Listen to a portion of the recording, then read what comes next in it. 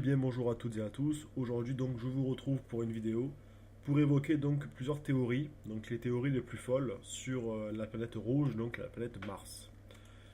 Alors, les théories les plus folles, donc on a certaines théories donc sont des photos qui ont un peu agité le web et d'autres théories qui sont juste des pensées de différents scientifiques. Alors, pour les photos, on a une première photo donc qui est apparue en 1976, qui a été prise donc avec la sonde d'observation Viking 1 qui avait fait sensation. Donc on aperçoit ce qui pourrait ressembler à un visage, donc ce qui a alimenté de nombreuses spéculations sur l'existence d'une civilisation martienne. On peut le voir.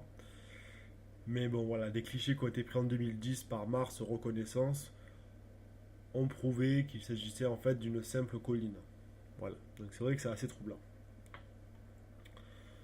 Notre seconde photo, donc c'est un crabe martien, donc d'après ce qu'ils disent.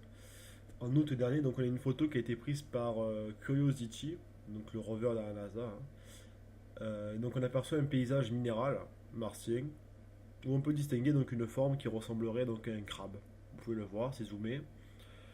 Donc il n'en fallait pas plus pour que tous les passionnés d'OVNI et tout ont conclu la présence donc d'une espèce de crustacé martien. Voilà, vous pouvez le voir. La troisième photo, donc ce serait une femme qui aurait une poitrine assez généreuse, donc c'est quelques semaines avant le crabe. On peut donc apercevoir cette photo. Donc ouais, on peut apercevoir une femme avec une poitrine. Euh, donc elle semblerait regarder en direction du robot qui aurait pris la photo. Mais voilà, après il faut être prudent avec ces infos-là. D'après le site qui a publié la photo, il disait que ça pouvait simplement s'agir d'une statue laissée par une civilisation ancienne. Voilà. Rien de très surprenant, mais bon, on sait pas. Après, une photo aussi qui a pas mal agité, c'est celle de la pyramide. Donc c'est une photo de Curiosity aussi. Donc il y a quelques mois de ça. Et mais bon, certains ufologues, tout simplement, ils l'ont comparé à la pyramide de Khéops en Égypte. D'autres sont allés encore plus loin, qui disaient qu'en fait cette pyramide c'était une base d'ovnis, d'extraterrestres, tout ça. Donc voilà, c'est vrai qu'on peut bien apercevoir la pyramide. Maintenant, d'après la NASA, ils avaient dit aussi que c'était simplement un caillou, un rocher qui donnait en fait cette impression-là. Maintenant, on en saura plus quand on y sera directement dessus. Une autre photo qui a pas mal agité aussi à Internet, c'est l'écureuil qui aurait été vu sur Mars. Donc l'imagination, c'est vrai qu'elle n'a pas vraiment de limite, hein. Si on voit une théorie les plus délirantes, on peut voir que voilà, effectivement, ça ressemble bien à un écureuil.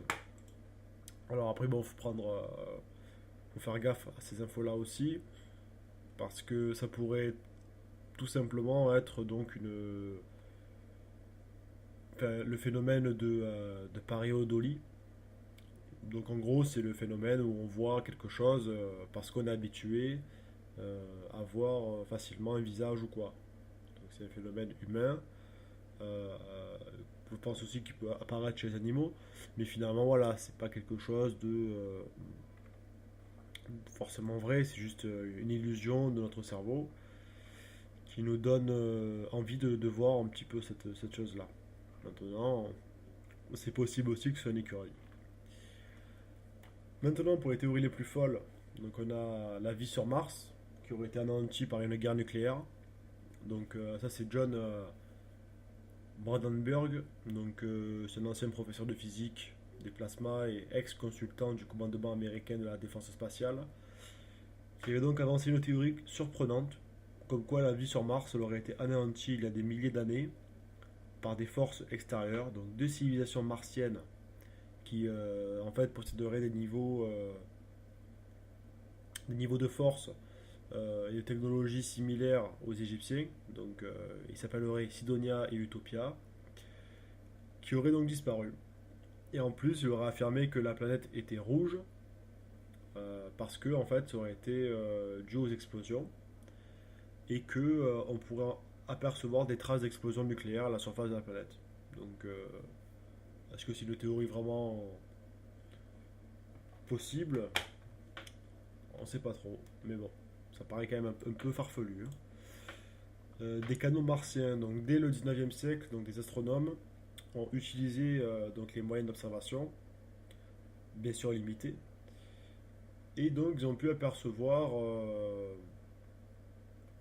enfin, un scientifique qui a après écrit un livre a écrit qu'il pouvait donc apercevoir que les habitants de Mars y luttaient contre la sécheresse en irriguant les terres à partir de la fonte des calottes polaires, donc grâce à un système de canaux et d'écluses.